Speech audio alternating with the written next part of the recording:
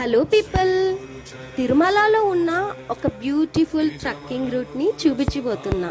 Video last వరకు చూసేసేయండి. మరి అయితే ఒక అందమైన ప్రశాంతమైన ప్రదేశానికి వెళ్దామా? మరి అదే జపాలి. ఇక్కడ ఎటు చూసిన చుట్టూ పెద్ద పెద్ద చెట్లు, పక్షుల సౌండ్, చల్లని గాలి ఎంత పీస్ఫుల్ గా ఉందంటే అస్సలు మాటల్లో చెప్పలేకపోతున్నాను. పురాణాల ప్రకారం మహర్షి జపాలి ఇక్కడ తపస్సు చేశారని, ఆంజనేయ స్వామి ఇక్కడ ప్రత్యక్షం అయ్యారని చెబుతారు. అంతేకాదు, శ్రీరాముడు, సీతమ్మ, లక్ష్మణుడు కూడా ఈ ప్లేస్ లో కొంతకాలం గడిపారని భక్తుల నమ్మకం. దేవుడి దర్శనం అయ్యాక వచ్చే ఆ ప్రశాంతత, ఆ పాజిటివ్ ఫీలింగ్ నిజంగా చాలా డిఫరెంట్ గా అనిపించింది నాకైతే. రిటర్న్ వెళ్ళేటప్పుడు స్టెప్స్ నుంచి కాకుండా డ్యామ్ పక్కనున్న ఆ రూట్ లో వెళ్ళండి.